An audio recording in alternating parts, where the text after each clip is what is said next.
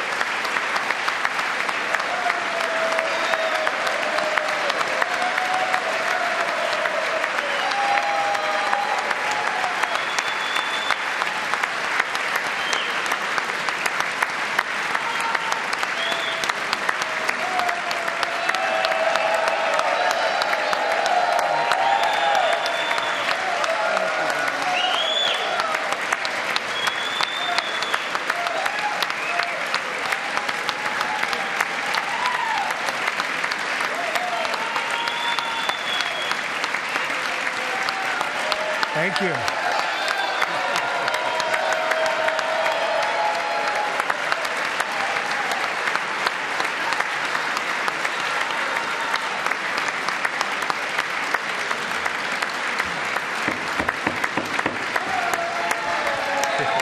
Thank you very much.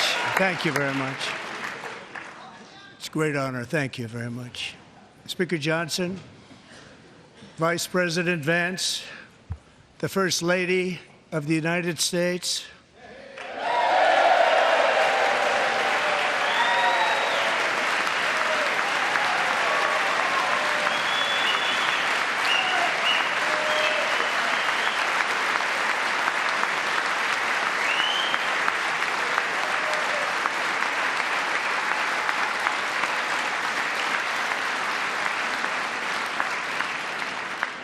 members of the United States Congress, thank you very much. And to my fellow citizens, America is back.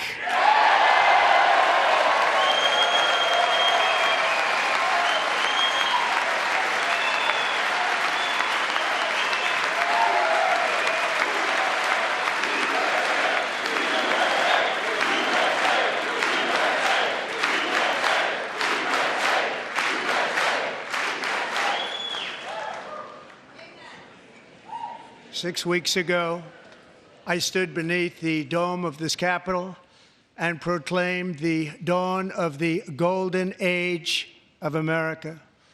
From that moment on, it has been nothing but swift and unrelenting action to usher in the greatest and most successful era in the history of our country.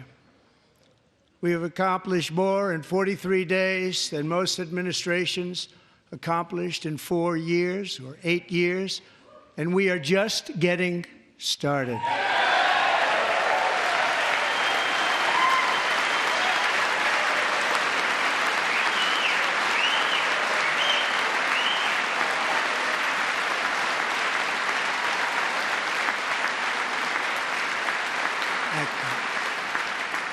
I return to this chamber tonight to report that America's momentum is back, our spirit is back, our pride is back, our confidence is back, and the American dream is surging bigger and better than ever before.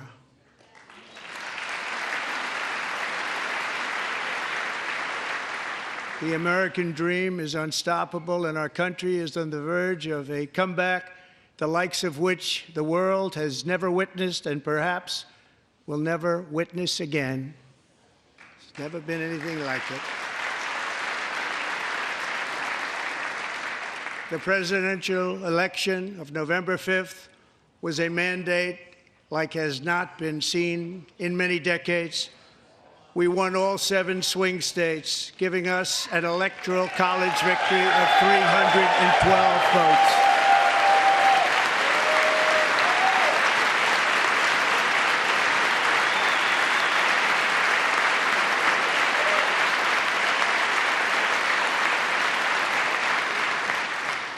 We won the popular vote by big numbers and won counties in our country.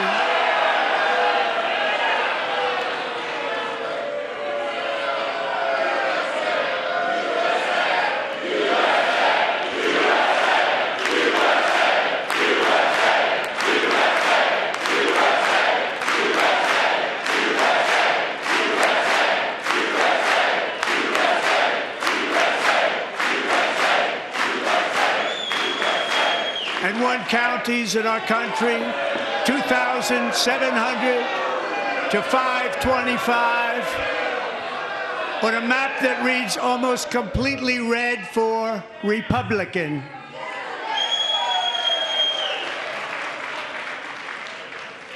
Now, for the first time in modern history, more Americans believe that our country is headed in the right direction than the wrong direction. In fact, it's an astonishing record, 27-point swing, the most ever.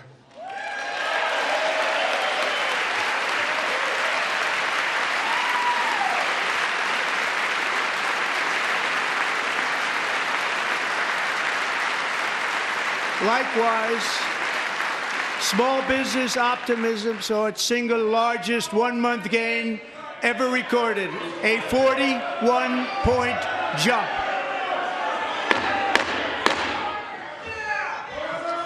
Members are directed to uphold and maintain decorum in the House and to cease any further disruptions. That's your warning.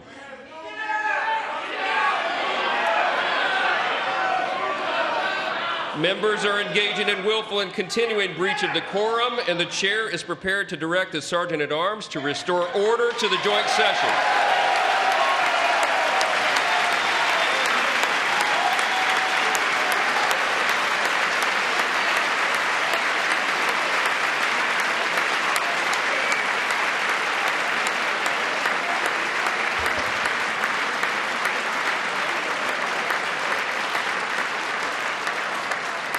Mr. Green, take your seat. Take your seat, sir. Take your seat.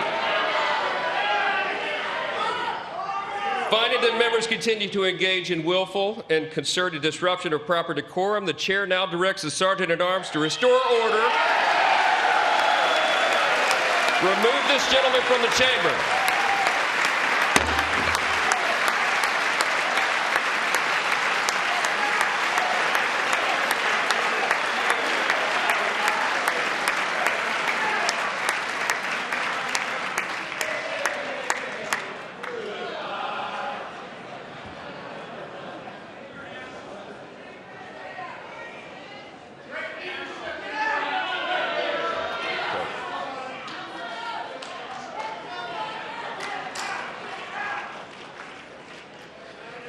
Members are directed to uphold and maintain decorum in the House. Mr. President, you continue. Thank you. Over the past 6 weeks, I have signed nearly 100 executive orders and taken more than 400 executive actions, a record, to restore common sense, safety, optimism, and wealth all across our wonderful land. The people elected me to do the job, and I'm doing it.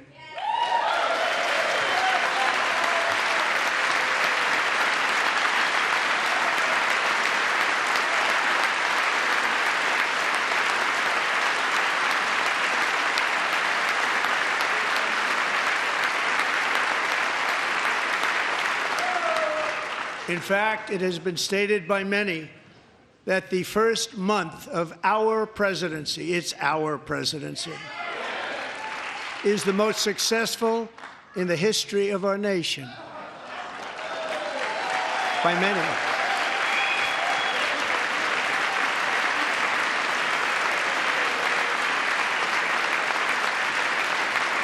And what makes it even more impressive is that, do you know who number 2 is? George Washington. How about that? How about it? I don't know about that list, but we'll take it. Within hours of taking the oath of office, I declared a national emergency on our southern border, and I deployed the U.S. military and Border Patrol to repel the invasion of our country. And what a job they've done. As a result, illegal border crossings last month were by far the lowest ever recorded, ever.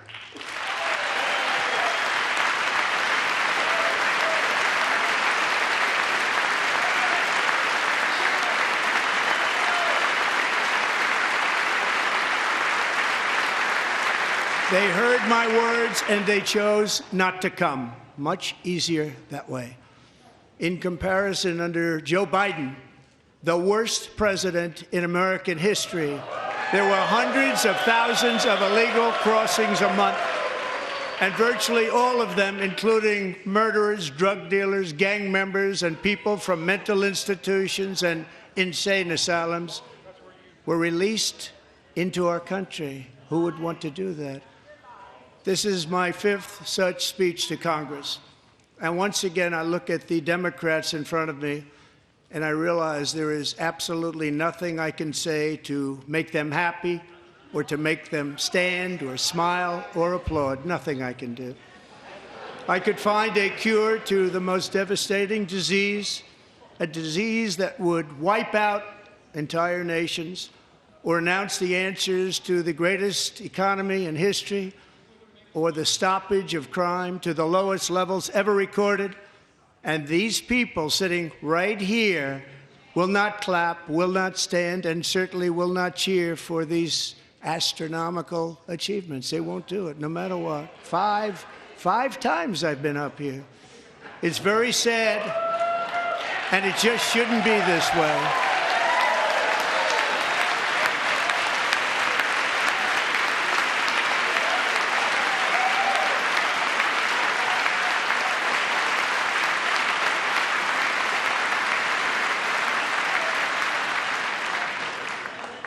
So Democrats sitting before me, for just this one night, why not join us in celebrating so many incredible wins for America? For the good of our nation, let's work together and let's truly make America great again.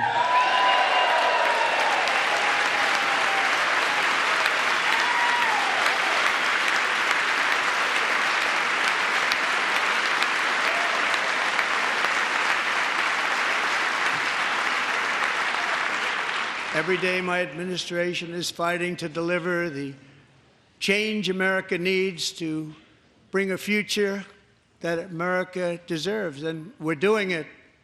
This is a time for big dreams and bold action. Upon taking office, I imposed an immediate freeze on all federal hiring, a freeze on all new federal regulations, and a freeze on all foreign aid.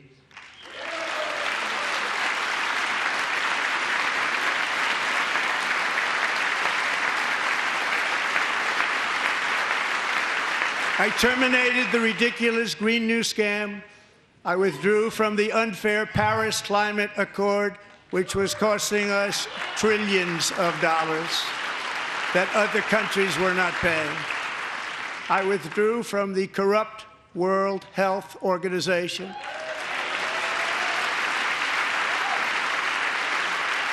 And I also withdrew from the anti-American UN Human Rights Council.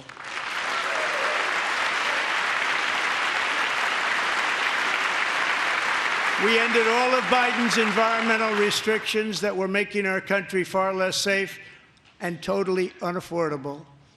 And importantly, we ended the last administration's insane electric vehicle mandate, saving our auto workers and companies from economic destruction.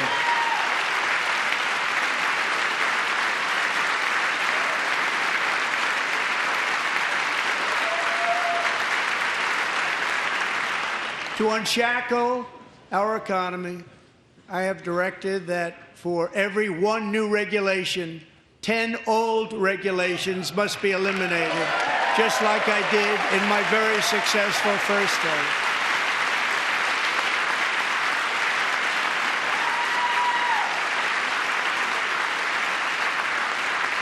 And in that first term, we set records on ending unnecessary rules and regulations like no other president had done before.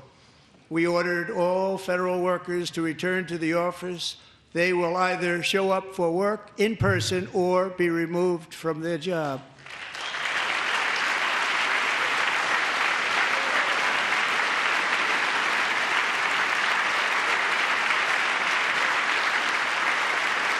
And we have ended weaponized government where, as an example, a sitting president is allowed to viciously prosecute his political opponent, like me. How did that work out? Not too good. Not too good.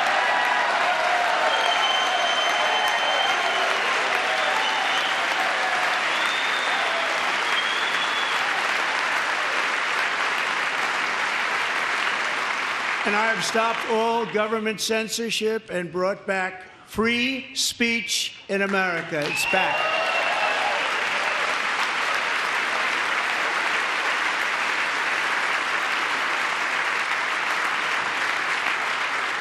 And 2 days ago, I signed an order making English the official language of the United States of America.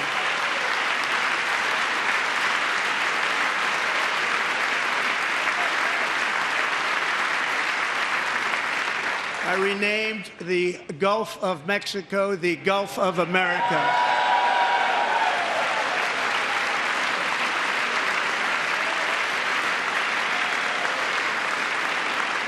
And likewise, I renamed, for a great president, William McKinley, Mount McKinley again.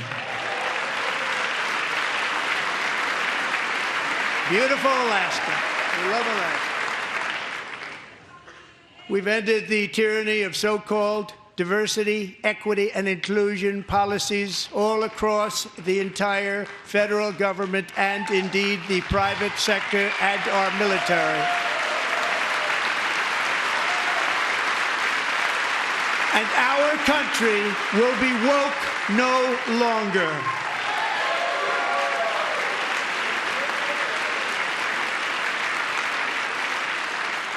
We believe that whether you are a doctor, an accountant, a lawyer, or an air traffic controller, you should be hired and promoted based on skill and competence, not race or gender. Very important.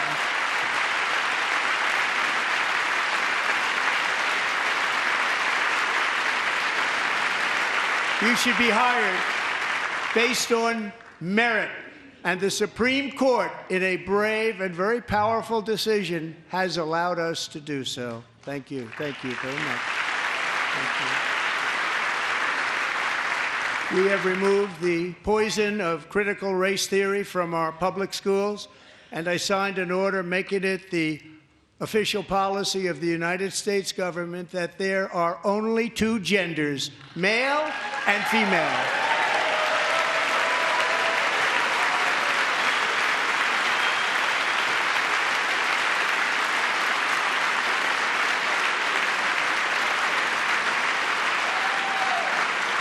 I also signed an executive order to ban men from playing in women's sports.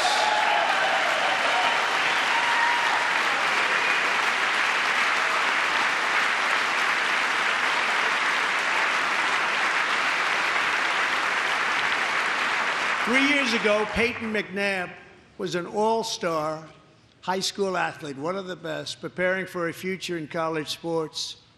But when her girls' volleyball match was invaded by a male, he smashed the ball so hard in Peyton's face, causing traumatic brain injury, partially paralyzing her right side and ending her athletic career. It was a shot like she's never seen before. She's never seen anything like it.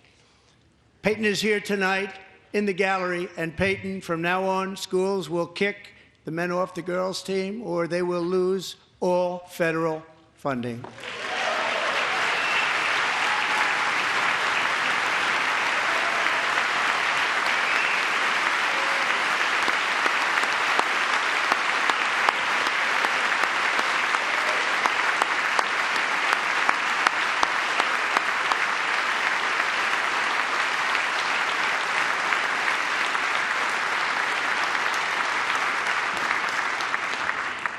And if you really want to see numbers, just take a look at what happened in the women's boxing, weightlifting, track and field, swimming, or cycling, where a male recently finished a long-distance race 5 hours and 14 minutes ahead of a woman for a new record by 5 hours.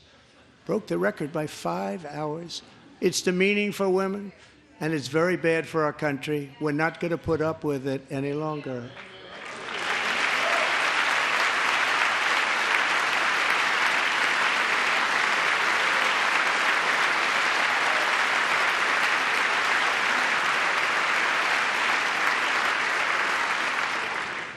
What I have just described is only a small fraction of the common sense revolution that is now, because of us, sweeping the entire world. Common sense has become a common theme, and we will never go back. Never. Never going to let that happen. Among my very highest priorities is to rescue our economy and get dramatic and immediate relief to working families. As you know, we inherited from the last administration an economic catastrophe and an inflation nightmare. Their policies drove up energy prices, pushed up grocery costs, and drove the necessities of life out of reach for millions and millions of Americans. They've never had anything like it. We suffered the worst inflation in 48 years, but perhaps even in the history of our country. They're not sure. As president, I'm fighting every day to reverse this damage and make America affordable again.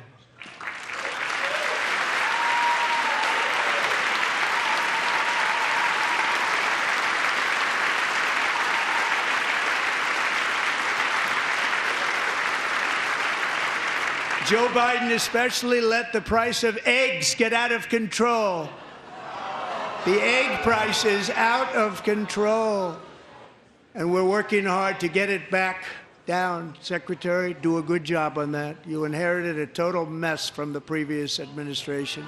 Do a good job.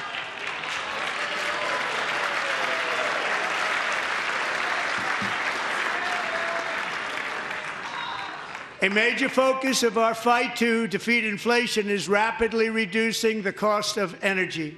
The previous administration cut the number of new oil and gas leases by 95%, slowed pipeline construction to a halt, and closed more than 100 power plants. We are opening up many of those power plants right now.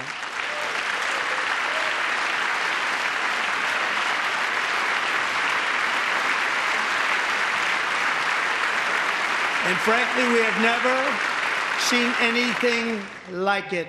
That's why on my first day in office, I declared a national energy emergency.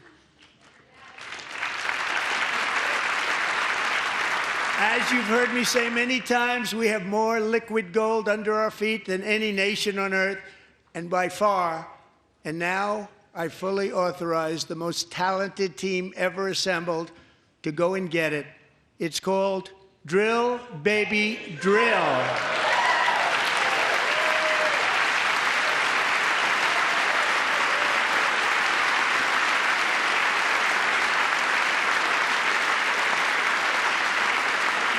My administration is also working on a gigantic natural gas pipeline in Alaska, among the largest in the world, where Japan, South Korea, and other nations want to be our partner with investments of trillions of dollars each. There's never been anything like that one.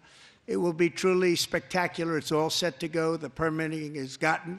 And later this week, I will also take historic action to dramatically expand production of critical minerals and rare earths here in the USA.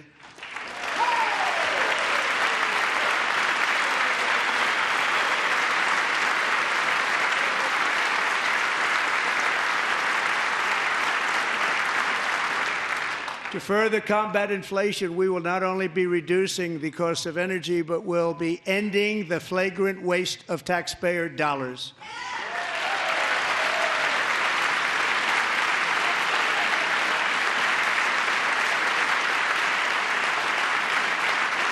And to that end, I have created the brand new Department of Government Efficiency, DOGE. Perhaps you've heard of it. Perhaps.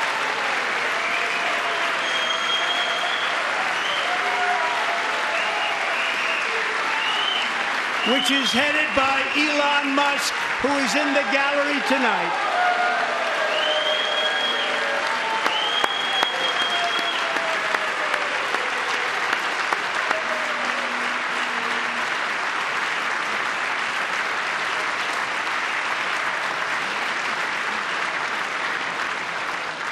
Thank you, Elon. He's working very hard. He didn't need this.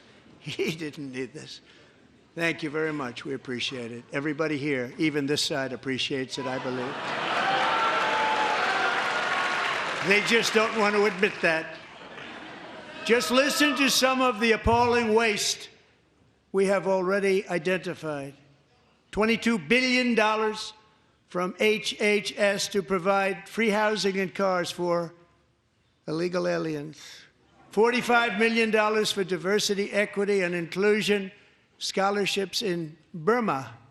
$40 million to improve the social and economic inclusion of sedentary migrants. Nobody knows what that is. $8 million to promote LGBTQI+ in the African nation of Lesotho, which nobody has ever heard of. $60 million for indigenous peoples and Afro-Colombian empowerment in Central America. $60 million. $8 million for making mice transgender. This is real. $32 million for a left-wing propaganda operation in Moldova. $10 million for male circumcision in Mozambique. $20 million for the Arab Sesame Street in the Middle East. It's a program. $20 million for a program. $1.9 billion to recently created Decarbonization of Homes Committee, headed up, and we know she's involved. Just at the last moment, the money was passed over by a woman named Stacey Abrams. Have you ever heard of her? A $3.5 million consulting contract for lavish fish monitoring. $1.5 million for voter confidence in Liberia. $14 million for social cohesion in Mali. $59 million for illegal alien hotel rooms in New York City. He's a real estate developer. He's done very well. $250,000 to increase vegan local climate action innovation in Zambia. $42 million for social and behavior change in Uganda. $14 million for improving public procurement in Serbia. $47 million for improving learning outcomes in Asia. Asia's doing very well with learning. I don't know what we're doing. We should use it ourselves. And $101 million for DEI contracts at the Department of Education. The most ever paid, nothing even like it. Under the Trump administration, all of these scams, and they're far worse, but I didn't think it was appropriate to talk about them. They're so bad. Many more have been found out and exposed and swiftly terminated by a group of very intelligent, mostly young people, headed up by Elon, and we appreciate it. We found hundreds of billions of dollars of fraud.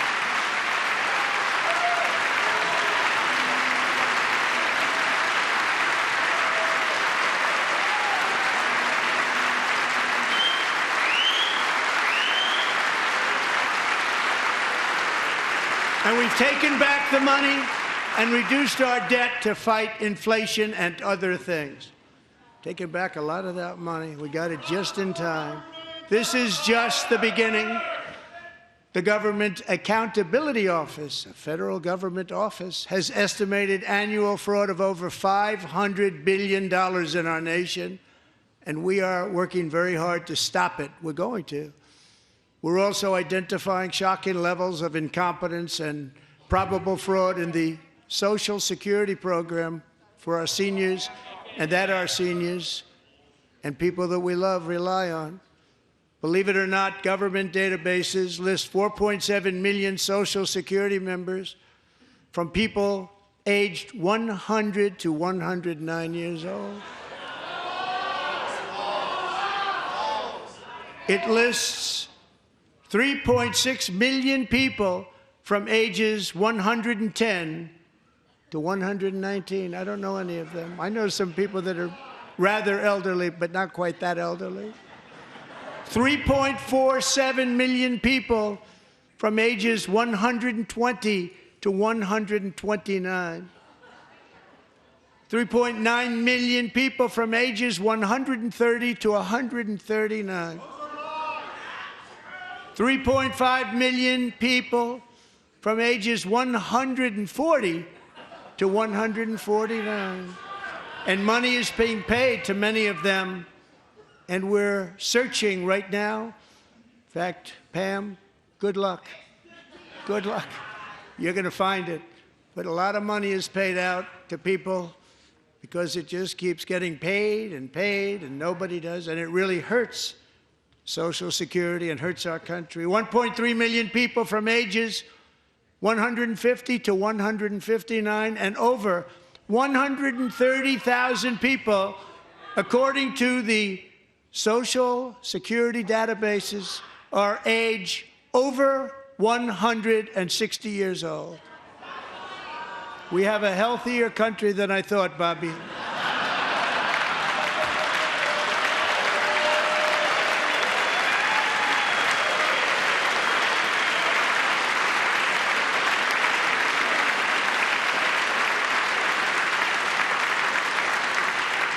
Including, to finish, 1,039 people between the ages of 220 and 229, one person between the age of 240 and 249, and one person is listed at 360 years of age.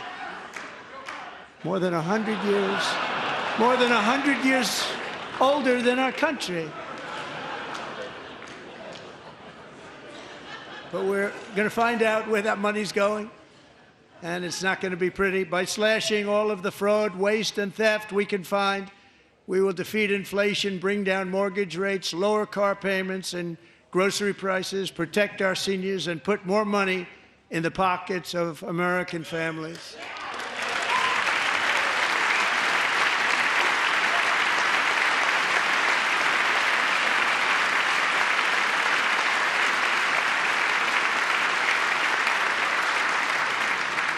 And today, interest rates took a beautiful drop, big, beautiful drop. It's about time.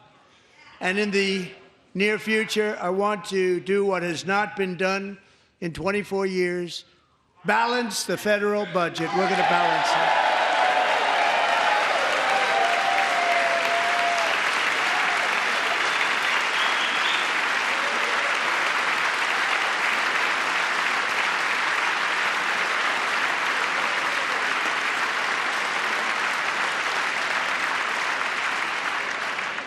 With that goal in mind, we have developed in great detail what we are calling the Gold Card, which goes on sale very, very soon. For $5 million, we will allow the most successful job-creating people from all over the world to buy a path to U.S. citizenship. It's like the green card, but better and more sophisticated. And these people will have to pay tax in our country. They won't have to pay tax from where they came. The money that they've made, you wouldn't want to do that, but they have to pay tax, create jobs. They'll also be taking people out of colleges and paying for them so that we can keep them in our country instead of having them being forced out.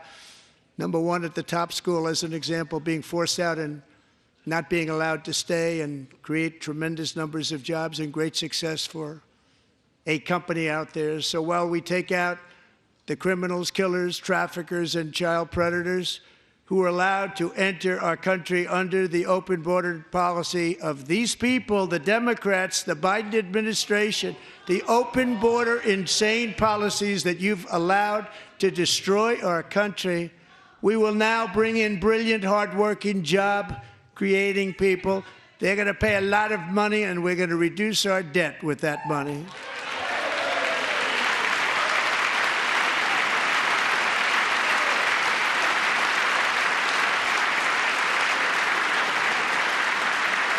Americans have given us a mandate for bold and profound change. For nearly 100 years, the federal bureaucracy has grown until it has crushed our freedoms, ballooned our deficits, and held back America's potential in every possible way.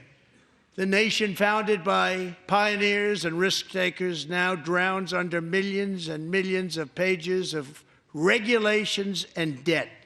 Approvals that should take 10 days to get instead take 10 years, 15 years, and even 20 years before you're rejected. Meanwhile, we have hundreds of thousands of federal workers who have not been showing up to work. My administration will reclaim power from this unaccountable bureaucracy, and we will restore true democracy to America again.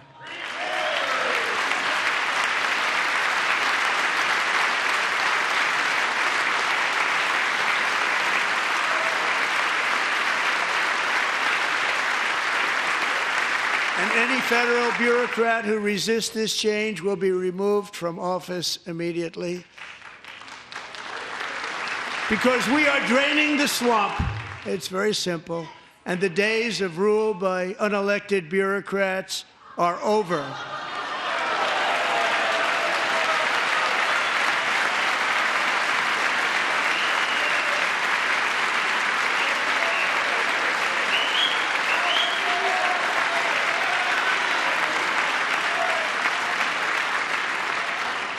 And the next phase of our plan to deliver the greatest economy in history is for this Congress to pass tax cuts for everybody. They're in there. They're waiting for you to vote.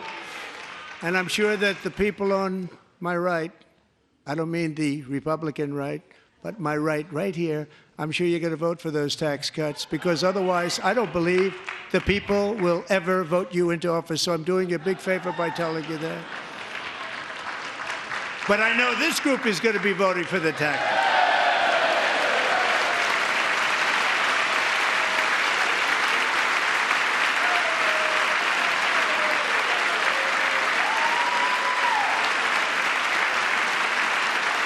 Thank you. It's a very, very big part of our plan. We had tremendous success in our first term with it. A very big part of our plan. We're seeking permanent income tax cuts all across the board. And to get urgently needed relief to Americans hit especially hard by inflation, I'm calling for no tax on tips, no tax on overtime, and no tax on Social Security benefits for our great seniors.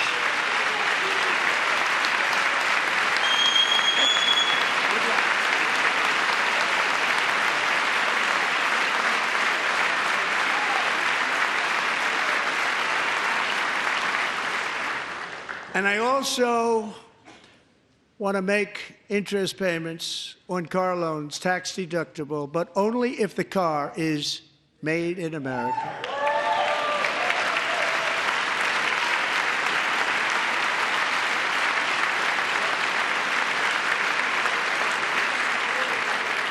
And by the way, we're going to have growth in the auto industry like nobody's ever seen. Plants are opening up all over the place. Deals are being made.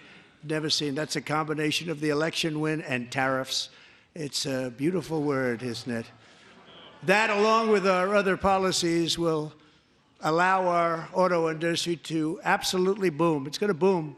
Spoke to the majors today, all three, the top people, and they're so excited. In fact, already numerous car companies have announced that they will be building massive automobile plants in America, with Honda just announcing a new plant in Indiana, one of the largest anywhere in the world.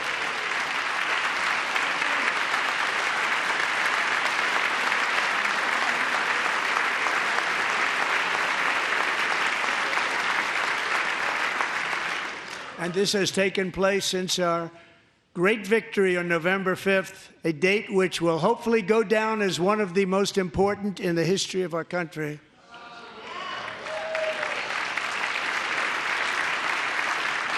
In addition, as part of our tax cuts, we want to cut taxes on domestic production and all manufacturing. And just as we did before, we will provide 100% expensing.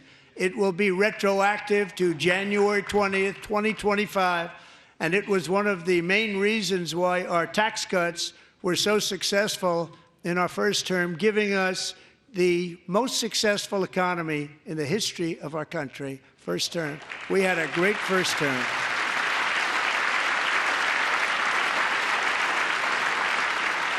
If you don't make your product in America, however, under the Trump administration, you will pay a tariff, and in some cases, a rather large one. Other countries have used tariffs against us for decades, and now it's our turn to start using them against those other countries. On average, the European Union, China, Brazil, India, Mexico and Canada, have you heard of them? And countless other nations charge us tremendously higher tariffs than we charge them. It's very unfair. India charges us auto tariffs higher than 100%. China's average tariff on our products is twice what we charge them. And South Korea's average tariff is 4 times higher. Think of that, 4 times higher. And we give so much help militarily and in so many other ways to South Korea, but that's what happens. This is happening by friend and foe. This system is not fair to the United States and never was, and so on April 2nd, I wanted to make it April 1st, but I didn't want to be accused of April Fool's Day. That's not, just one day was cost us a lot of money. But we're going to do it in April. I'm a very superstitious person. April 2nd, reciprocal tariffs kick in. And whatever they tariff us, other countries, we will tariff them. That's reciprocal, back and forth. Whatever they tax us, we will tax them. If they do non-monetary tariffs to keep us out of their market, then we will do non-monetary barriers to keep them out of our market. There's a lot of that, too. They don't even allow us in their market. We will take in trillions and trillions of dollars and create jobs like we have never seen before. I did it with China, and I did it with others, and the Biden administration couldn't do anything about it because there was so much money they couldn't do anything about it. We have been ripped off for decades by nearly every country on earth, and we will not let that happen any longer.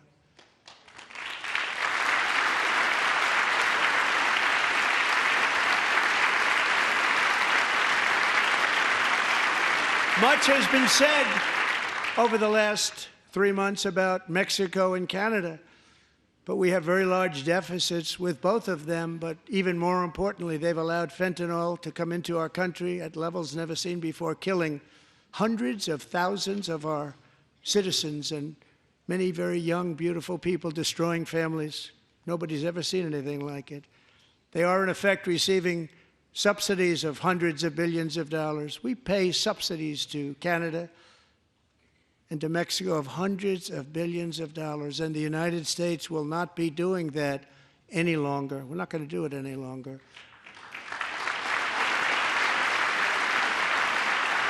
Thanks to our America First policies we're putting into place, we have had $1.7 trillion of new investment in America in just the past few weeks.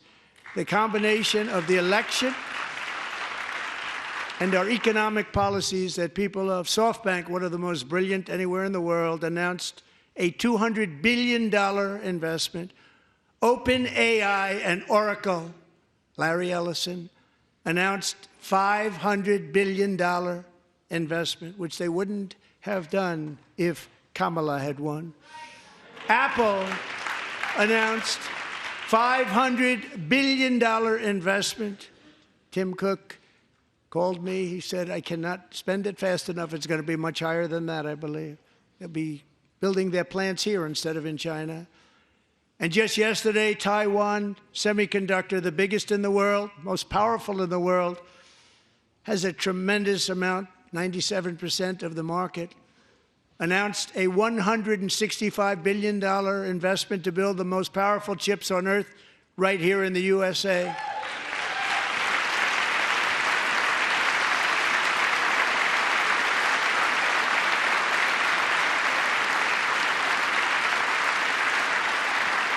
And we're not giving them any money. Your CHIPS Act is a horrible, horrible thing. We give hundreds of billions of dollars, and it doesn't mean a thing. They take our money and they don't spend it. All that meant to them, we're giving them no money. All that was important to them was they didn't want to pay the tariffs, so they came and they're building, and many other companies are coming. We don't have to give them money. We just want to protect our businesses and our people.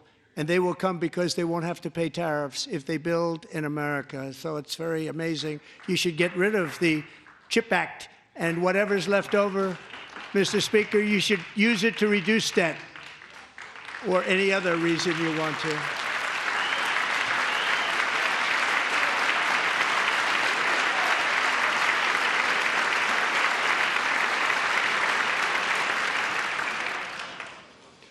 Our new trade policy will also be great for the American farmer. I love the farmer.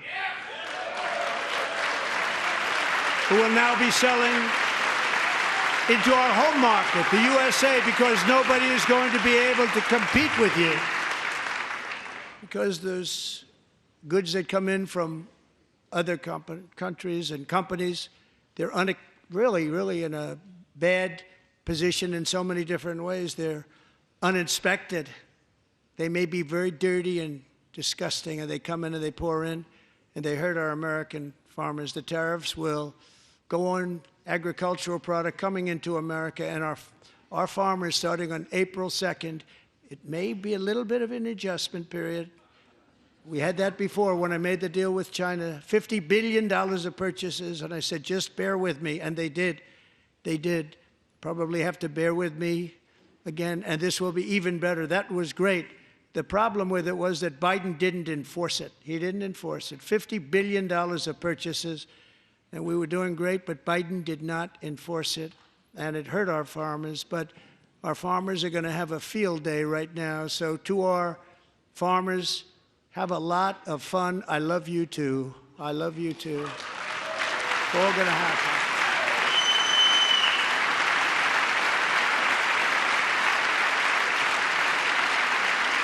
And I have also imposed a 25% tariff on foreign aluminum, copper, lumber, and steel, because if we don't have, as an example, steel and lots of other things, we don't have a military, and frankly, we just won't have a country very long. Here today is a proud American steelworker, fantastic person from Decatur, Alabama, Jeff Denard. Has been working at the same steel plant for 27 years in a job that has allowed him to serve as the captain of his local volunteer fire department, raised 7 children with his beautiful wife, Nicole, and over the years provide a loving home for more than 40 foster children. So great, Jeff.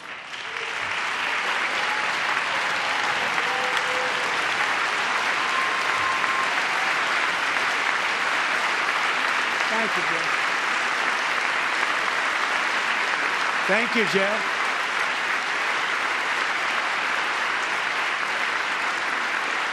Stories like Jeff's remind us that tariffs are not just about protecting American jobs. They're about protecting the soul of our country. Tariffs are about making America rich again and making America great again, and it's happening, and it will happen rather quickly. There'll be a little disturbance, but we're okay with that. It won't be much. No, you're not. Oh. And look where Biden took us, very low, the lowest we've ever been. Jeff, I want to thank you very much. And I also want to recognize another person who has devoted herself to foster care community. She works so hard on it. A very loving person, our magnificent First Lady of the United States.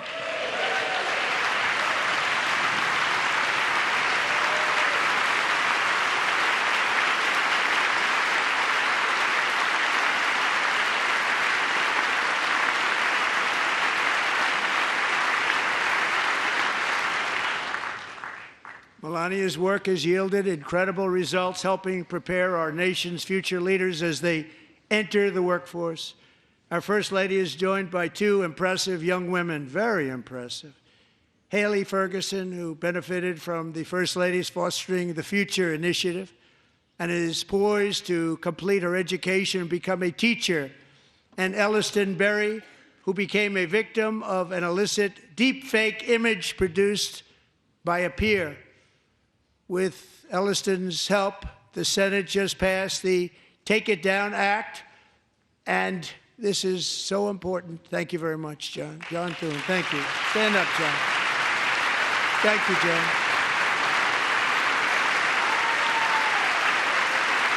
Thank you all very much.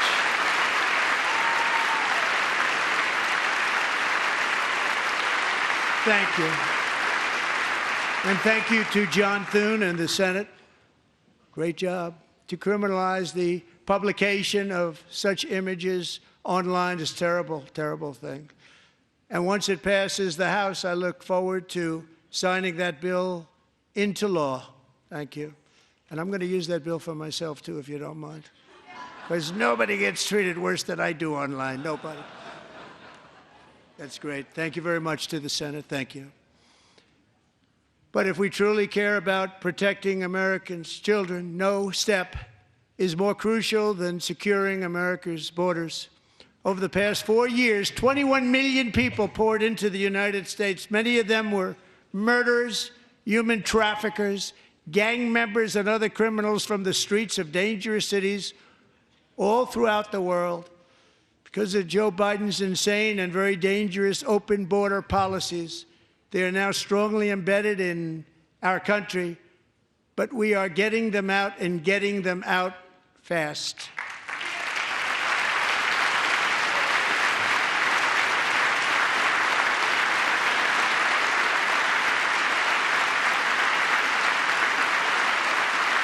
And I want to thank Tom Homan and Christy. I want to thank you and Paul of Border Patrol. I want to thank you. What a job they've all done. Everybody, Border Patrol, ICE, law enforcement in general is incredible. We have to take care of our law enforcement. Have to.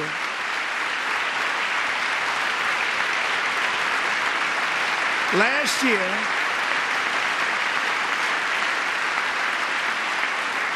a brilliant 22-year-old nursing student named Laken Riley, the best in her class, admired by everybody, went out for a jog on the campus of the University of Georgia. That morning, Laken was viciously attacked, assaulted, beaten, brutalized, and horrifically murdered.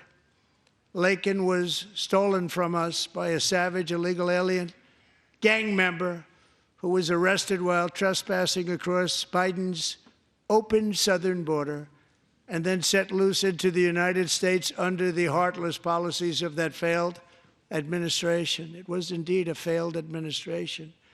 He had then been arrested and released in a Democrat-run sanctuary city, a disaster, before ending the life of this beautiful young angel. With us this evening are Laken's beloved mother, Allison, and her sister, Lauren.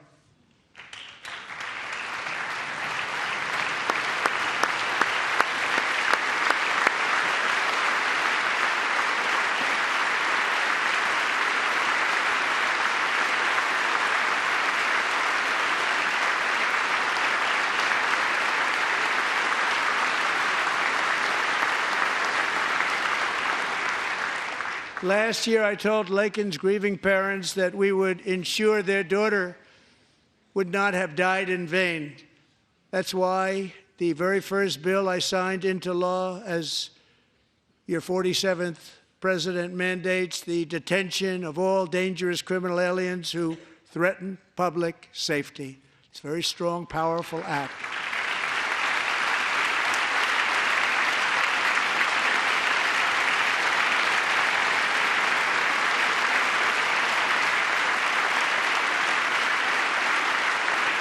It's called the Laken-Riley Act.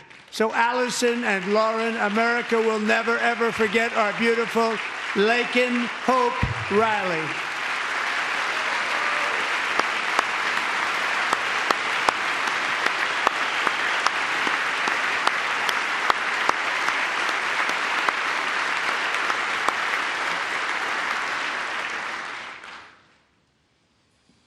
Thank you very much.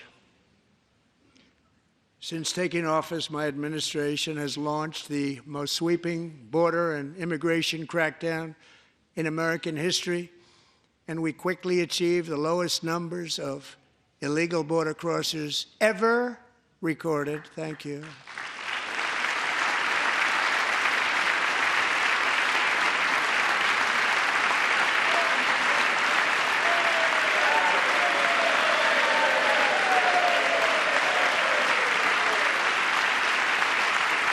The media and our friends in the Democrat Party kept saying we needed new legislation, we must have legislation to secure the border. But it turned out that all we really needed was a new president.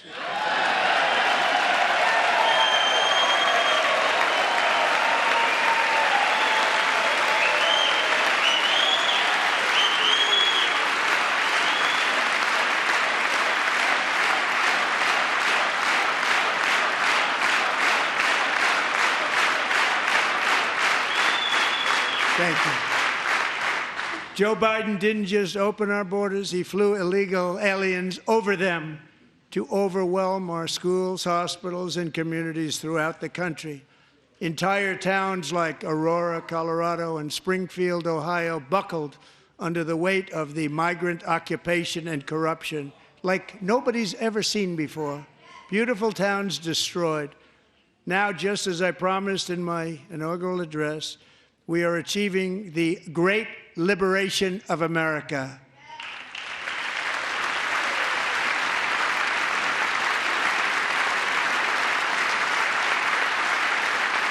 But there still is much work to be done. Here tonight is a woman I have gotten to know, Alexis Nungary from Houston.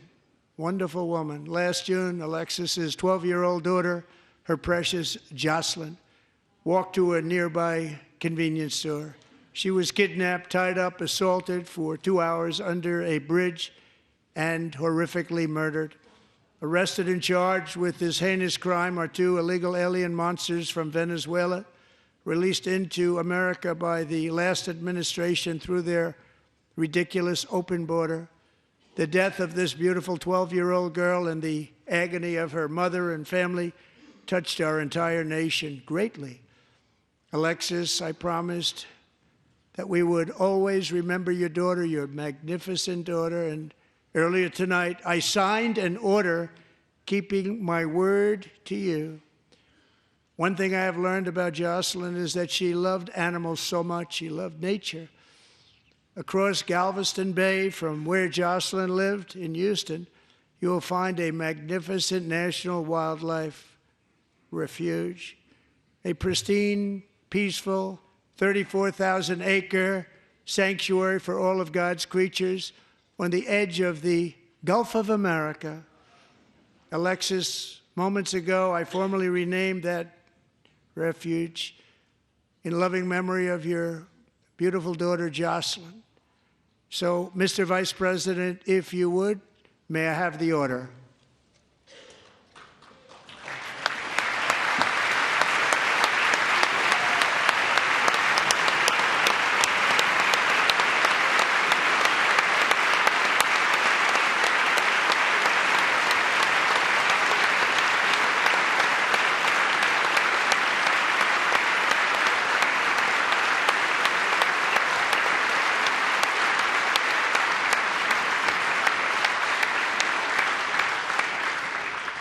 Thank you very much. All 3 savages charged with Jocelyn and Lakin's murders were members of the Venezuelan prison gang, the toughest gang, they say, in the world, known as Tren de Aragua. 2 weeks ago, I officially designated this gang, along with MS-13 and the bloodthirsty Mexican drug cartels, as foreign terrorist organizations.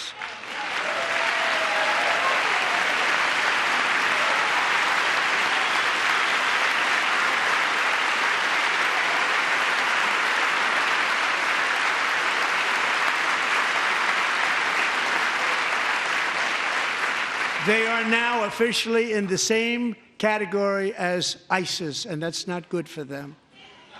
Countless thousands of these terrorists were welcomed into the U.S. by the Biden administration. But now every last one will be rounded up and forcibly removed from our country, or, if they're too dangerous, put in jails, standing trial in this country, because we don't want them to come back ever. With us this evening is a warrior on the front lines of that battle, Border Patrol Agent Roberto Ortiz. Great guy.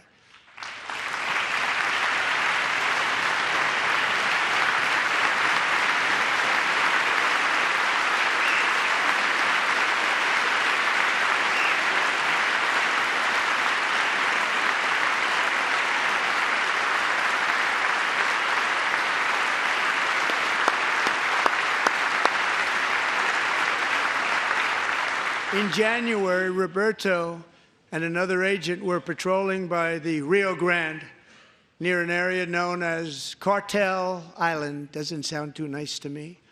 When heavily armed gunmen started shooting at them. Roberto saw that his partner was totally exposed, at great danger, and he leapt into action, returning fire and providing crucial seconds for his fellow agent to seek safety, just barely. I have some of the prints of that event, and it was not good. Agent Ortiz, we salute you for your great courage and for your line of fire that you took and for the bravery that you showed. We honor you, and we will always honor you. Thank you, Roberto, very much.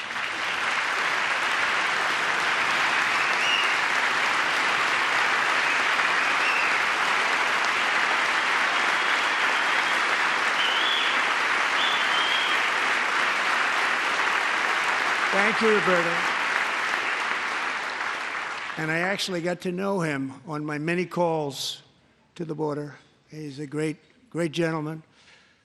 The territory to the immediate south of our border is now dominated entirely by criminal cartels that murder, rape, torture, and exercise total control. They have total control over a whole nation, posing a grave threat to our national security. The cartels are waging war in America, and it's time for America to wage war on the cartels, which we are doing.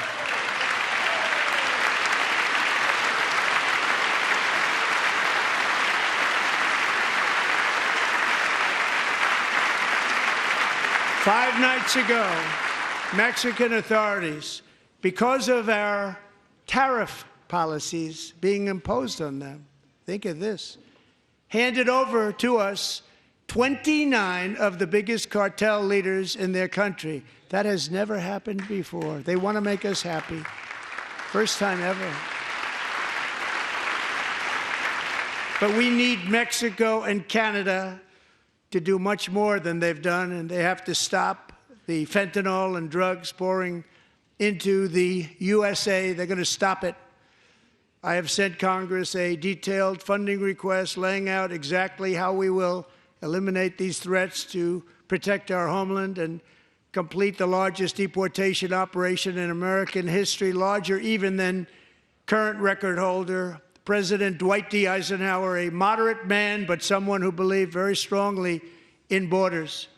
Americans expect Congress to send me this funding without delay so I can sign it into law. So, Mr. Speaker, John Thune, both of you, I hope you're going to be able to do that, Mr. Speaker. Thank you. Mr. Leader, thank you. Thank you very much. And let's get it to me. I'll sign it so fast, you won't even believe it.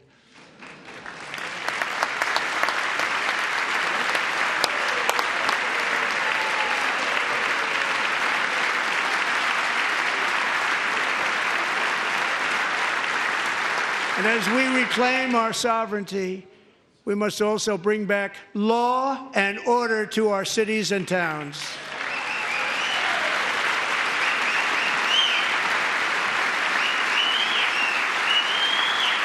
In recent years, our justice system has been turned upside down by radical left lunatics.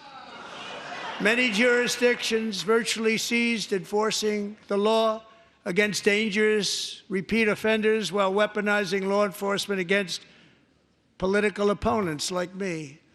My administration has acted swiftly and decisively to restore fair, equal, and impartial justice under the constitutional rule of law, starting at the FBI and the DOJ. Pam, good luck.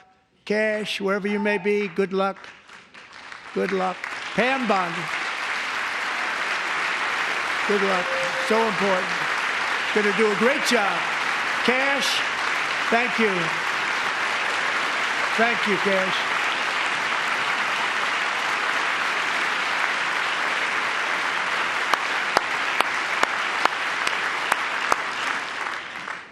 They've already started very strong. They're going to do a fantastic job. You're going to be very proud of them.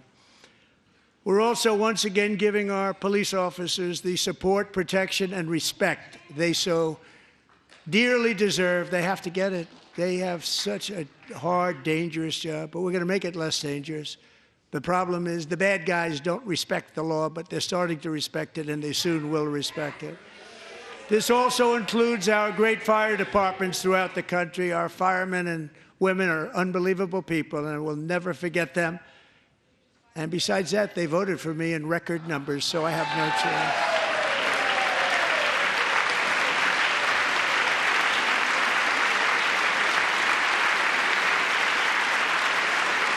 1 year ago this month, 31-year-old New York police officer Jonathan Diller, unbelievably wonderful person and a great officer, was gunned down at a traffic stop on Long Island. I went to his funeral. The vicious criminal charged with his murder had 21 prior arrests, and they were rough arrests, too. He was a real bad one. The thug in the seat next to him had 14 prior arrests and went by the name of Killer. He was Killer. He killed other people, they say, a lot of them. I attended Officer Diller's service, and when I met his wife and one-year-old son, Ryan, it was very inspirational, actually. His widow's name is Stephanie, and she is here tonight. Stephanie, thank you very much, Stephanie. Thank you very much.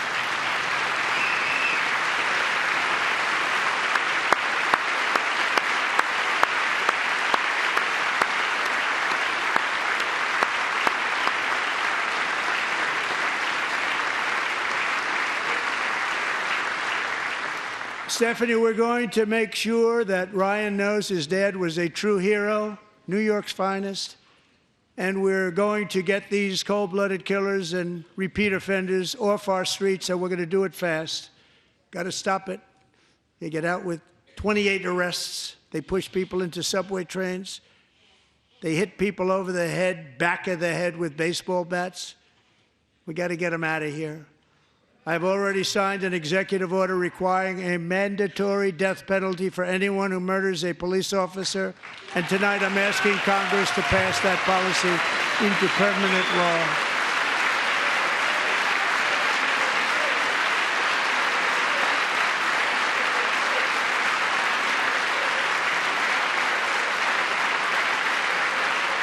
I'm also asking for a new crime bill getting tough on repeat offenders while enhancing protections for America's police officers so they can do their jobs without fear of their lives being totally destroyed. They don't want to be killed. We're not going to let them be killed. Joining us in the gallery tonight is a young man who truly loves our police. His name is DJ Daniel. He is 13 years old, and he has always dreamed of becoming a police officer.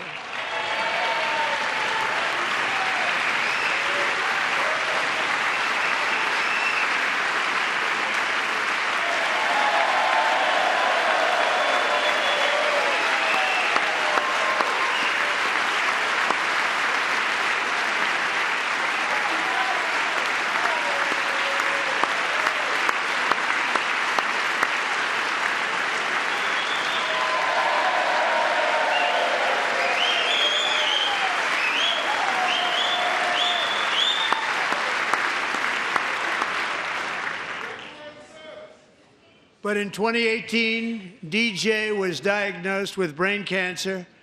The doctors gave him 5 months at most to live. That was more than 6 years ago.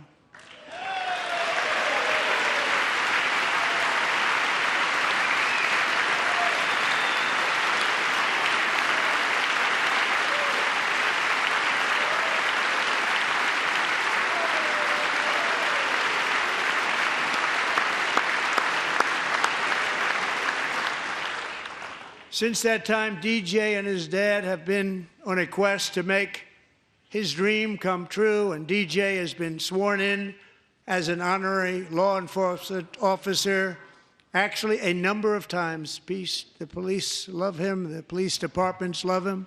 And tonight, DJ, we're going to do you the biggest honor of them all. I am asking our new Secret Service Director, Sean Curran, to officially make you an agent of the United States Secret Service.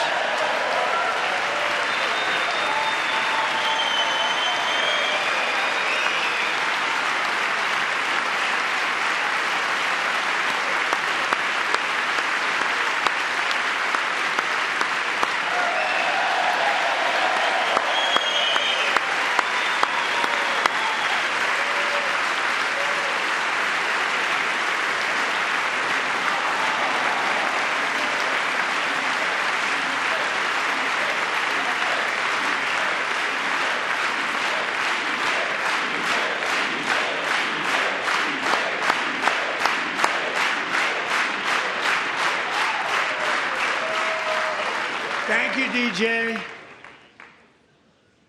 DJ's doctors believe his cancer likely came from a chemical he was exposed to when he was younger. Since 1975, rates of child cancer have increased by more than 40%. Reversing this trend is one of the top priorities for our new presidential commission to make America healthy again, chaired by our new Secretary of Health and Human Services, Robert F. Kennedy, Jr.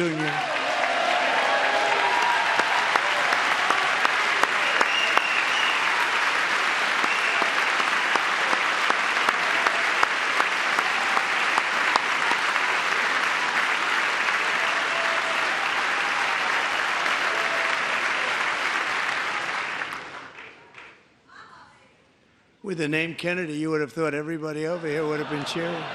How quickly they forget. Our goal is to get toxins out of our environment, poisons out of our food supply, and keep our children healthy and strong. As an example, not long ago, and you can't even believe these numbers, 1 in 10,000 children had autism, 1 in 10,000. And now it's 1 in 36. There's something wrong, 1 in 36, think of that. So we're going to find out what it is, and there's nobody better than Bobby and all of the people that are working with you. You have the best to figure out what is going on. Okay, Bobby, good luck. It's a very important job. Thank you. Good job.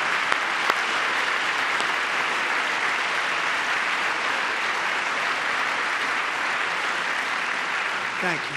My administration is also working to protect our children from toxic ideologies in our schools. A few years ago, January Littlejohn and her husband discovered that their daughter's school had secretly socially transitioned their 13-year-old little girl. Teachers and administrators conspired to deceive January and her husband while encouraging her daughter to use a new name and pronouns.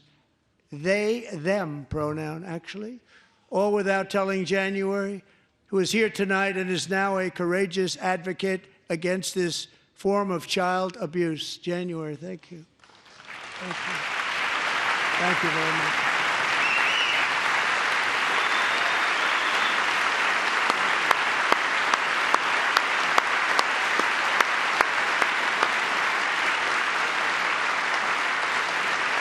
Thank you. Stories like this are why, shortly after taking office, I signed an executive order banning public schools from indoctrinating our children with transgender ideology.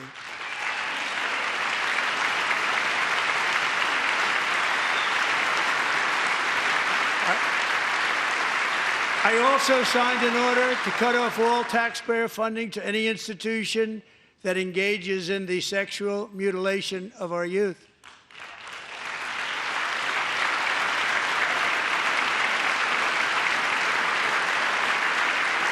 And now I want Congress to pass a bill permanently banning and criminalizing sex changes on children and forever ending the lie that any child is trapped in the wrong body. This is a big lie.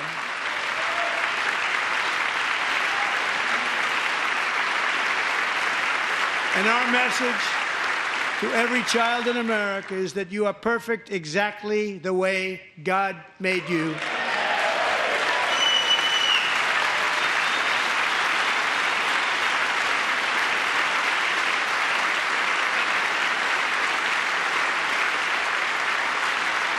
Because we're getting wokeness out of our schools and out of our military, and it's already out, and it's out of our society. We don't want it. Wokeness is trouble. Wokeness is bad. It's gone. It's gone. And we feel so much better for it, don't we? Don't we feel better? Our service members won't be activists and ideologues. They will be fighters and warriors. They will fight for our country. And Pete, congratulations. Secretary of Defense, congratulations.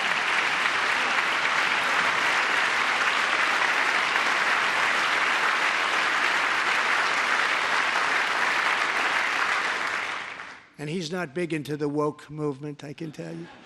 I know him well. I am pleased to report that in January, the U.S. Army had its single best recruiting month in 15 years, and that all armed services are having among the best recruiting results ever in the history of our services. What a difference.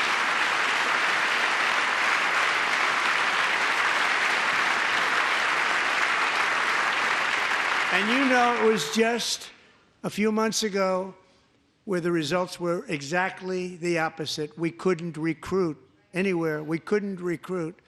Now we're having the best results just about that we've ever had. What a tremendous turnaround. It's really a beautiful thing to see. People love our country again. It's very simple.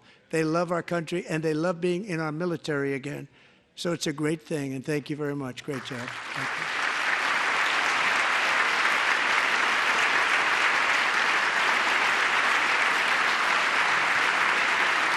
We're joined tonight by a young man, Jason Hartley, who knows the weight of that call of duty.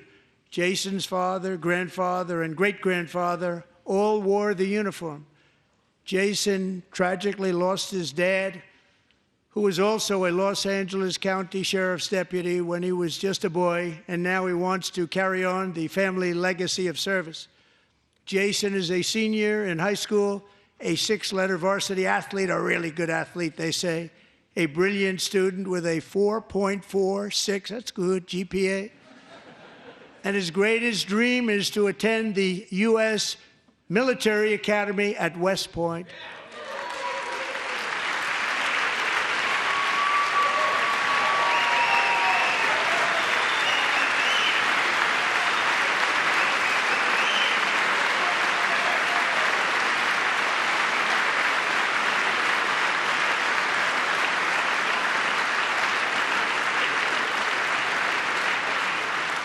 And Jason, that's a very big deal getting in. That's a hard one to get into. But I'm pleased to inform you that your application has been accepted. You will soon be joining the Corps of Cadets.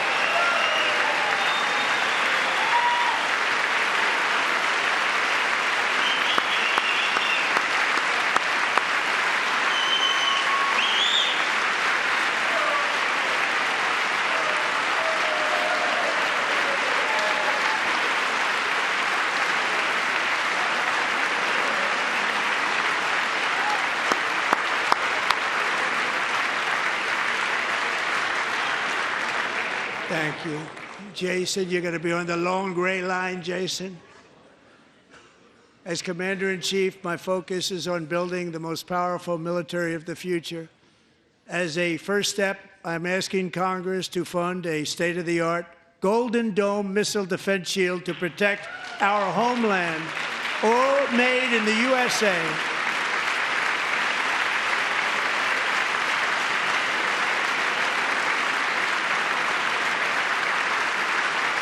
And Ronald Reagan wanted to do it long ago, but the technology just wasn't there, not even close. But now we have the technology. It's incredible, actually. And other places, they have it. Israel has it. Other places have it. And the United States should have it too, right, Tim, right? They should have it too. So I want to thank you. But it's a very, very important. This is a very dangerous world. We should have it. We want to be protected, and we're going to protect our citizens like never before. To boost our defense industrial base, we are also going to resurrect the American shipbuilding industry, including commercial shipbuilding and military shipbuilding.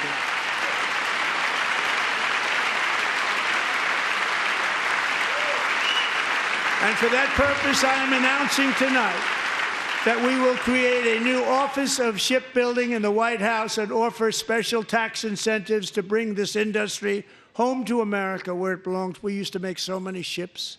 We don't make them anymore very much, but we're going to make them very fast, very soon. It will have a huge impact. To further enhance our national security, my administration will be reclaiming the Panama Canal, and we've already started doing it.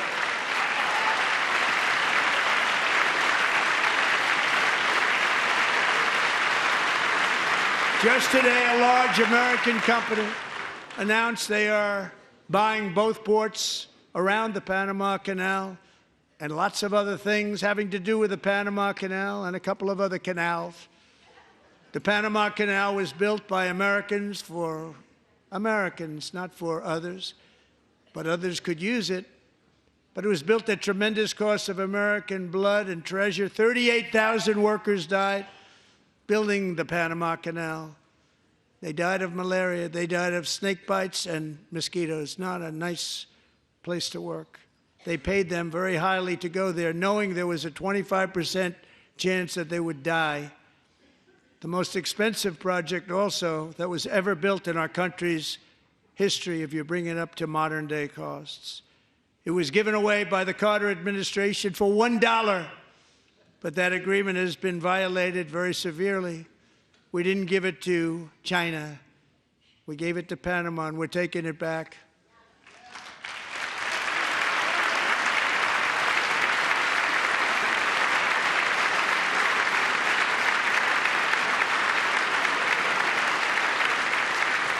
And we have Marco Rubio in charge. Good luck, Marco. Now, we know who to blame if anything goes wrong. Marco's been amazing, and he's going to do a great job. Think of it. He got 100 votes. You know, he was approved with actually 99, but the 100th was this gentleman, and I feel very certain. So let's assume he got 100 votes. And I'm either very, very happy about that or I'm very concerned about it. But he's already proven. I mean, he's a great gentleman. He's respected by everybody, and we appreciate you voting for Marco. He's going to do a fantastic job. Thank you. Thank you. He's doing a great job. Great job. And I also have a message tonight for the incredible people of Greenland. We strongly support your right to determine your own future. And if you choose, we welcome you into the United States of America. We need Greenland for national security and even international security, and we're working with everybody involved to try and get it. But we need it really for international world security, and I think we're going to get it. One way or the other, we're going to get it. We will keep you safe.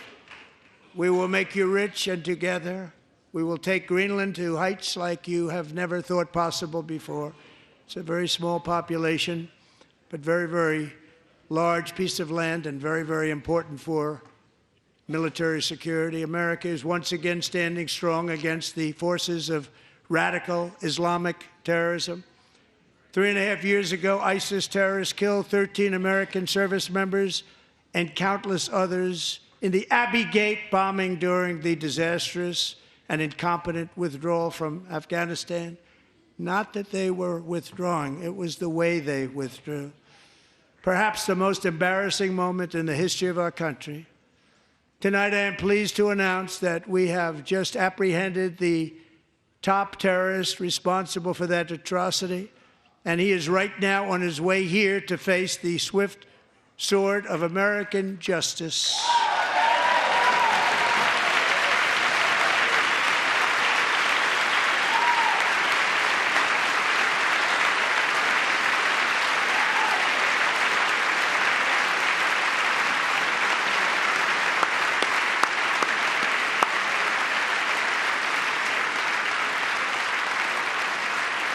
And I want to thank especially the government of Pakistan for helping arrest this monster. This was a very momentous day for those 13 families who I actually got to know very well, most of them, whose children were murdered, and the many people that were so badly, over 42 people, so badly injured on that fateful day in Afghanistan. What a horrible day. Such incompetence was shown that when Putin saw what happened, I guess he said, wow, maybe this is my chance. That's how bad it was. Should have never happened. Grossly incompetent people. I spoke to many of the parents and loved ones, and they're all in our hearts tonight. Just spoke to them on the phone. We had a big call every one of them called, and everybody was on the line, and they did nothing but cry with happiness. They were very happy, as happy as you can be under those circumstances. Their child, brother, sister, son, daughter was killed for no reason whatsoever. In the Middle East, we're bringing back our hostages from Gaza. In my first term, we achieved one of the most groundbreaking peace agreements in generations, the Abraham Accords.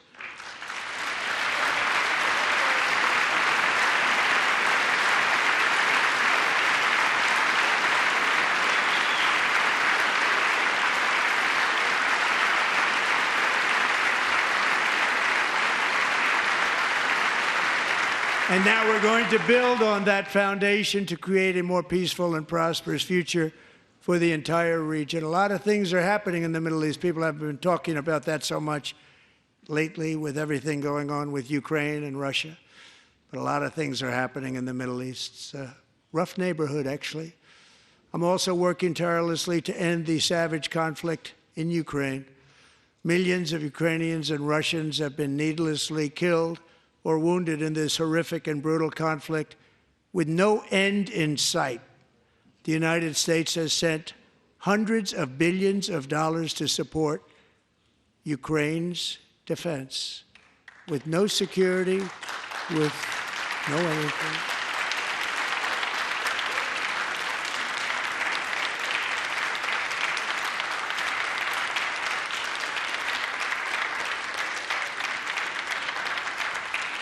Do you want to keep it going for another 5 years? Yeah, you would say Pocahontas says yes.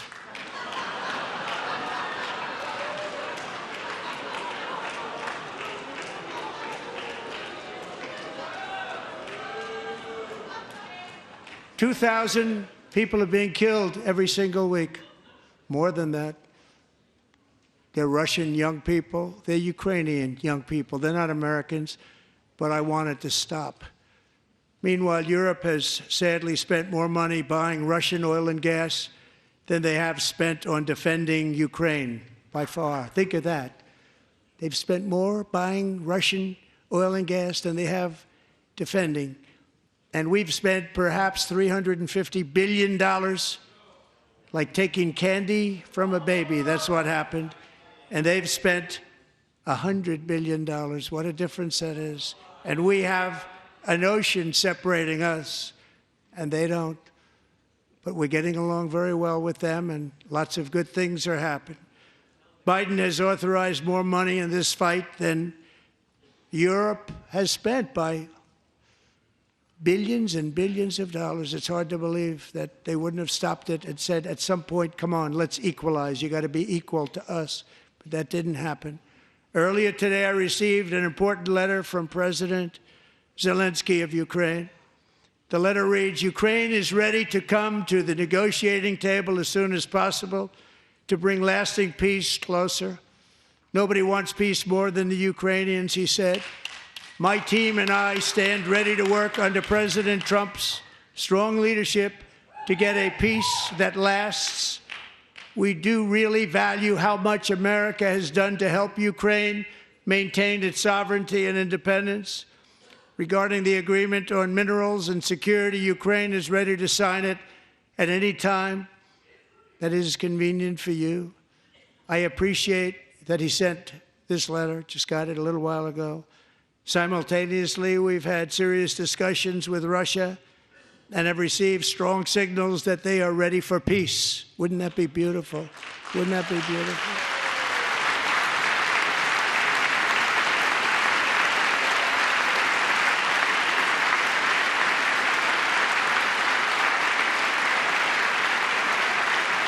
Wouldn't that be beautiful?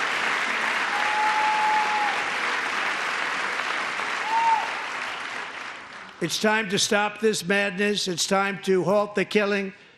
It's time to end this senseless war. If you want to end wars, you have to talk to both sides. Nearly 4 years ago, amid rising tensions, a history teacher named Mark Fogel was detained in Russia and sentenced to 14 years in a penal colony. Rough stuff. The previous administration barely lifted a finger to help him. They knew he was innocent, but they had no idea where to begin. But last summer, I promised his 95-year-old mother, Malphine, that we would bring her boy safely back home. After 22 days in office, I did just that, and they are here tonight.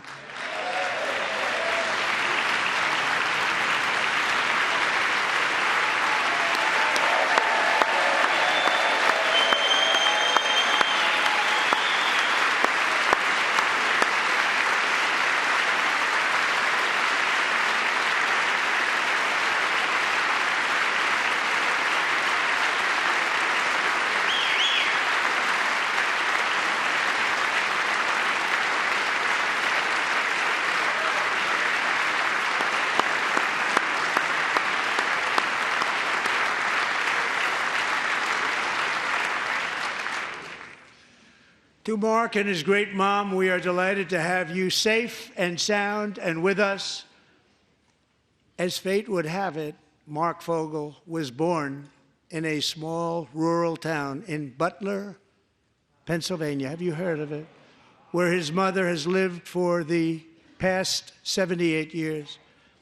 I just happened to go there last July 13th for a rally. That was not pleasant. And that is where I met his beautiful mom right before I walked onto that stage. And I told her I would not forget what she said about her son.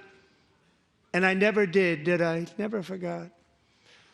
Less than 10 minutes later, at that same rally, gunfire rang out, and a sick and deranged assassin unloaded 8 bullets from his sniper's perch into a crowd of many thousands of people. My life was saved by a fraction of an inch, but some were not so lucky. Corey Comparator was a firefighter, a veteran, a Christian, a husband, a devoted father, and above all, a protector. When the sound of gunshots pierced the air, it was a horrible sound. Corey knew instantly what it was and what to do. He threw himself on top of his wife and daughters and shielded them from the bullets with his own body. Corey was hit really hard. You know the story from there. He sacrificed his life to save theirs. 2 others, very fine people, were also seriously hit. But thankfully, with the help of 2 great country doctors, we thought they were gone, and they were saved. So those doctors had great talent. We're joined by Corey's wife, Helen, who was his high school sweetheart, and their 2 beloved daughters, Allison and Kaylee. Thank you.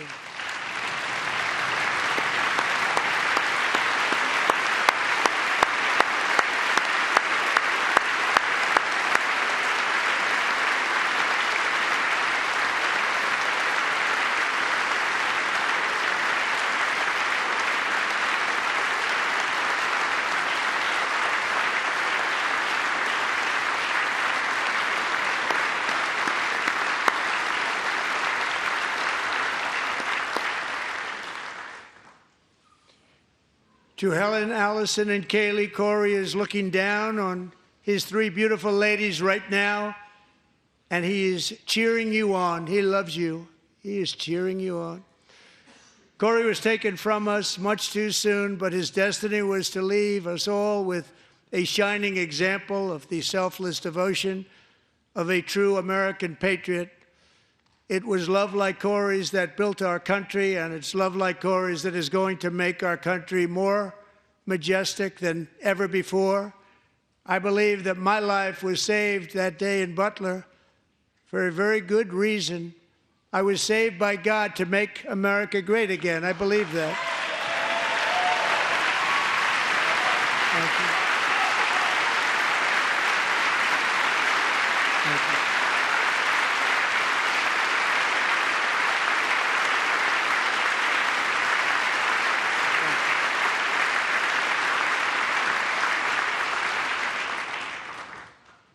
Thank you very much. From the patriots of Lexington and Concord to the heroes of Gettysburg and Normandy, from the warriors who crossed the Delaware to the trailblazers who climbed the Rockies, and from the legends who soared at Kitty Hawk to the astronauts who touched the moon, Americans have always been the people who defied all odds, transcended all dangers, made the most extraordinary sacrifices, and did whatever it took to defend our children, our country, and our freedom.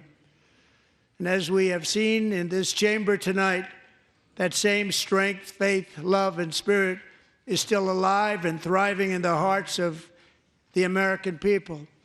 Despite the best efforts of those who would try to censor us, silence us, break us, destroy us, Americans are today a proud, free, sovereign, and independent nation that will always be free, and we will fight for it till death. We will never let anything happen to our beloved country, because we are a country of doers, dreamers, fighters, and survivors. Our ancestors crossed a vast ocean, strode into the unknown wilderness, and carved their fortunes from the rock and soil of a perilous and very dangerous frontier. They chased our destiny across a boundless continent. They built the railroads, laid the highways, and graced the world with American marvels like the Empire State Building, the mighty Hoover Dam, and the towering Golden Gate Bridge. They lit the world with electricity, broke free of the force of gravity, fired up the engines of American industry, vanquished the communists, fascists, and Marxists all over the world, and gave us countless modern wonders sculptured out of iron, glass, and steel. We stand on the shoulders of these pioneers who won and built the modern age, these workers who poured their sweat into the skylines of our cities, these warriors who shed their blood on fields of battle and gave everything they had for our rights and for our freedom.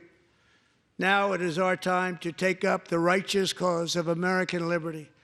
And it is our turn to take America's destiny into our own hands and begin the most thrilling days in the history of our country. This will be our greatest era. With God's help, over the next 4 years, we are going to lead this nation even higher, and we are going to forge the freest, most advanced, most dynamic, and most dominant civilization ever to exist on the face of this earth. We are going to create the highest quality of life, build the safest and wealthiest and healthiest and most vital communities anywhere in the world. We are going to conquer the vast frontiers of science, and we are going to lead humanity into space and plant the American flag on the planet Mars and even far beyond.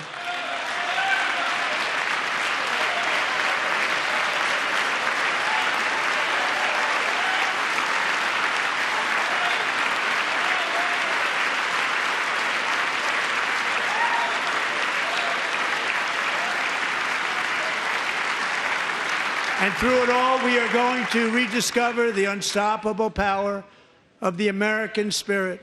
And we are going to renew unlimited promise of the American dream.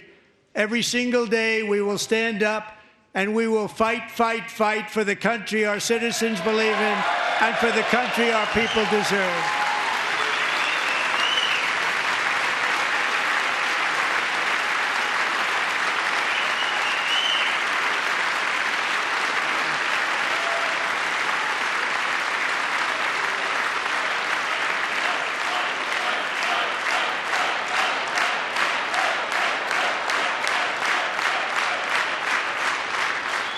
My fellow Americans, get ready for an incredible future, because the golden age of America has only just begun. It will be like nothing that has ever been seen before. Thank you, God bless you, and God bless America.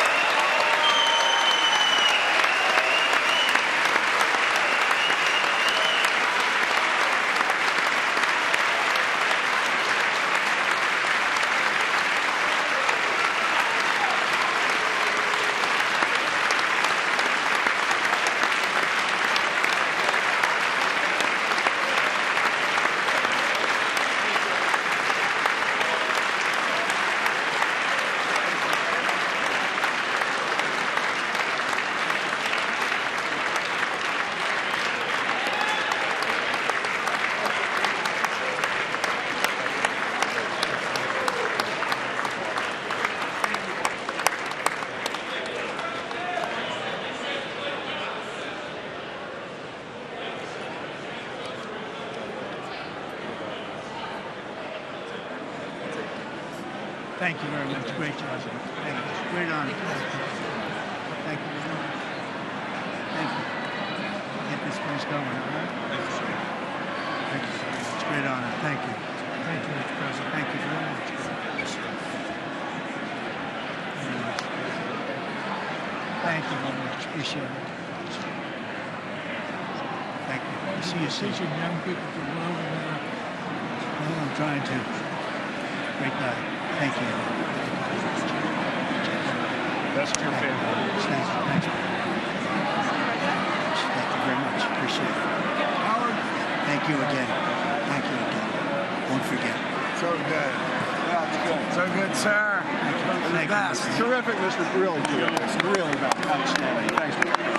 Thank you. Yes, sir. Thank you. Good job. Good job, Mr. President. Thanks. We got you. Great speech. Mr. President, one of your best speeches. Thanks again, Mr. President.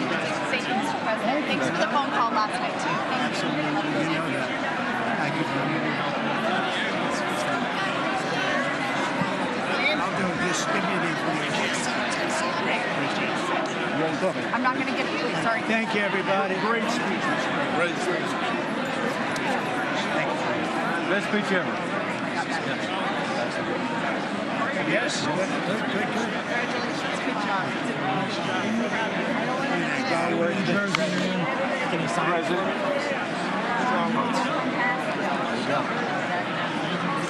President Roger Williams, thanks for the call. I love Roger Williams. Thank you.